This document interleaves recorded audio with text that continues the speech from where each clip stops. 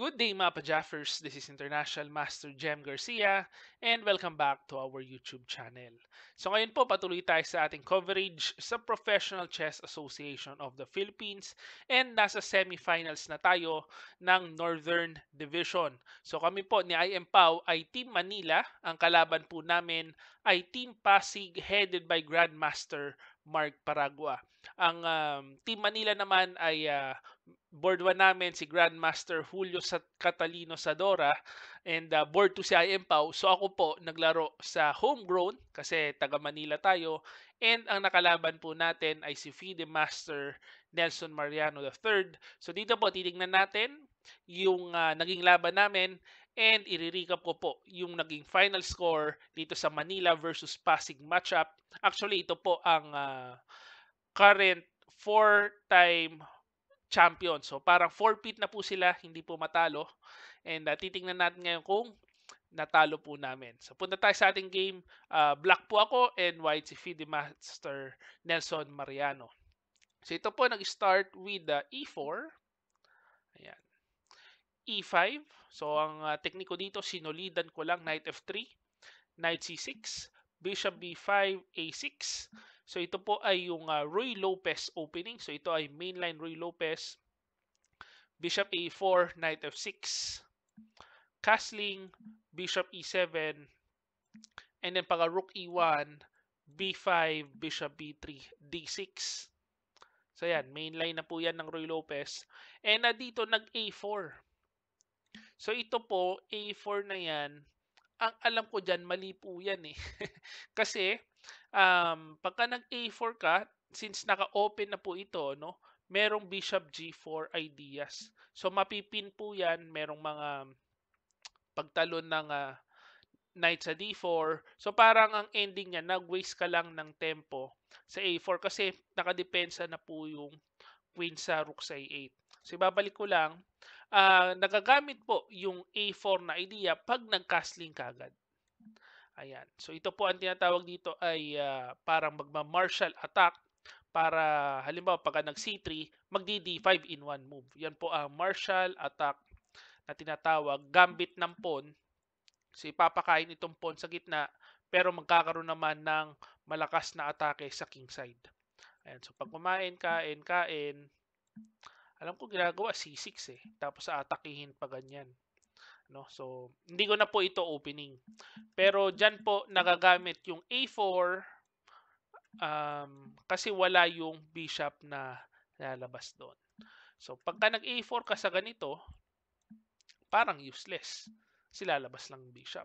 So, yun na nga po ang nangyari. So, C3, castling, and pagka D4, so pinilit niya mag D4, and then pagka capture, GF3, ang napapansin ko dito, meron ng weakness kagad sa king side. So ito po kagad nakita ko weakness na kailangan natin i-take advantage itong F4 square kasi may double pawn na ano.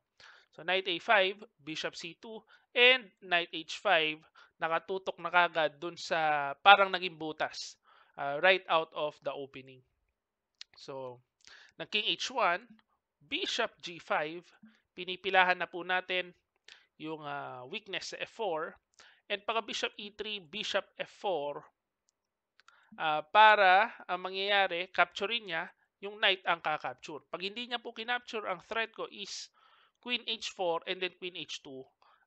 Parang mamamati siya. No? So, rook g1, queen h4, and then kumapture na, capture, and meron tayong malakas na outpost ng knight sa f4. So dito, pag rook g3, ang naisip kong idea, itong knight na nasa gilid, punta rin natin doon sa outpost. So, knight c6, bishop b3, knight e7. So, dinadala ko lang po doon sa outpost para dalawa na sila doon. No? Hindi na sila mapapaalis forever. So, knight d2, knight g6, and then pagka knight f1, merong knight h5 eh. Ayan po yung nakita kong idea dyan. So, masasapul ito. Pagka umatras, may knight F4, masasapul yung F2 pawn. So, pagka umatras yan, kain. Doon po tayo lalamang. So, dito, napagpasyahan niya mag-knight e3 na lang. Pinakain niya na lang yung rook sa g3. So capture fg3, queen g5, knight f5, and then pagka knight e7, h4. So ang nangyari po, um, nag-exchange up tayo. So parang quality up tayo kaso nawala naman na yung weakness sa f4. So parang may pros and cons din, no? Hindi kasi ang lakas nung knight natin sa f4, napalit sa rook, tapos naunat naman yung pawn niya. So lamang pa rin pero hindi ganun kalaki yung kalamangan. So queen f6, matras, g6, knight g4, queen g7, and then pagka de5, dito nararamdaman ko parang malakas yung compensation nung white, no, para sa exchange. Kasi itong bishop ang lakas, tapos pag kinain ko naiisip ko baka pumasok yung queen. So may pressure ng bishop, may pressure ng queen. Nagkakaroon na po siya ng parang counterplay. So ang ginawa ko, h5. Binigay ko na lang yung pawn para halimbawa pagka knight f6, ayan po ang nangyari, king h8. So nabawi man niya yung pawn, nagkaroon man siya ng extra pawn, ayan. Kahit pa paano, nakahinga naman yung pyesa, no? So hindi naman nakapasok yung queen niya. Ayan. So nag-bishop d5, rook a d8, capture, and then dito pagka queen d4 check, king h7, rook a7. Ayan, dito po nakakita tayo ng magandang idea. So dito pwede nyo pong i-pause yung video. Ano kaya ang ititira nyo kung kayo ang black. Ayan.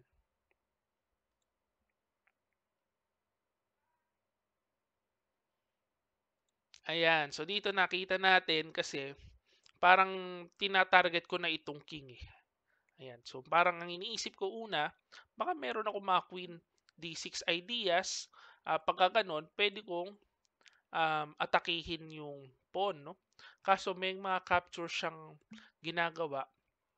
Excuse me, yung bishop. Kaso pagka-capture niya, parang ang lakas rin ng counterplay. Yung rook and bishop combo niya. Ayan. So dito, ang sneaky idea natin is rook takes d5. At dito parang based po sa analysis ko, no, e takes d5 ang only move niya. Ito ang only move, sabi ko, kailangan matira niya ito. Kaso, papasukin ko dito ng queen, queen e2. Ang lakas ng queen ko eh, parang hinaharas lahat ng mga pyesa dito sa king side, no? Take note, pagka nag queen e1, ito siguro ang hindi niya nakita, meron sa depensa na queen g1. Yan ang sneaky defense, yung queen ang didepensa. Kasi pag umangat yung king, matchas po kagad eh. May rook e2 na idea, no? So, parang yan ang nakita kong last chance niya para medyo makasurvive. Yan. So, rook a1 mangyayari, kakapture, king g1 daw, ipapakain na lang, oh. Pero tagilid pa rin po. Ang lakas kasi nung ang lakas nung queen. Tsaka yung king, parang under fire na palagi dun sa mga major pieces. Kasi, kapag kinain po ng queen, ito parang nakita ko fatal na ito eh. Pero apparently, sabi po ng engine natin, meron pa siyang tira. Meron siyang isang tirang malalim, which is queen g5 para hindi pa matalo ka agad, no? So, check, king g2, queen d2, kahit pa paano, wala pa yung queen attack na queen d2 checkmate. So ito na naman, only move na naman, queen f4 para hindi makapasok yung queen kasi yan na po yung threat niya, no, mamatihin na. So medyo malalim yung mga only moves na kailangan niyang mahanap. Ayan. So dito, hindi niya nakita yung only move ng queen c6. Alam ko patay agad kasi pag rook d1 check, king g2, queen d8, papasok na po yung queen, tapos matchas na po sa likod. So ayan po, hindi na papigilan yung pagpasok ng queen, kaya kailangan nandito yung queen g5 yung depensa niya, no? So ang ginawa niya dito ng queen c5, para pag pumasok may harang, pero hindi ko naman sinagad ng queen d3 lang ako. Ang threat po is queen f1, queen h1, checkmate, And halimbawa, pagka nag G4 naman para may tatakasan yung king, kakapturing ko lang. And mamamati na po. So, doon din ang ending. So, pagka ganon, checkmate. Ayan. So, dito, pagka queen D3, nag queen F2, so rook dito lang. Nahuli na po yung queen. And of course, pagka ganito, malinaw na po, talo na po ito. So, pag queen D2, king F1, king G7, dinipensahan ko lang yung pawn. And of course, tumira pa ng konti, pero hindi na kasi madepensa yung F3 pawn, no? So, babaksak na rin. So, pagka halimbawa, nag king G2, queen E2, huli yung pawn sa F3. So, dito, nag rook C5, queen F3, king E1, naubos na po yung pawn. And pagka-capture, queen F2, dito po nag-resign na kasi kahit saan pumunta ang king, merong queen F1, huli ang rook. Ayan. So yan po ang laban ko against Team Pasig. Ipapakita ko ang naging final scores namin. Ito yung final scores. So 13.5, 7.5 sa first set, and 14-7 sa second set. So, ninubos po namin yung Team Pasig finally. So, ang tagal na po namin nilalabanan yan ni IM Pau. So, mga almost 3 years na hindi po kami makalusot dyan.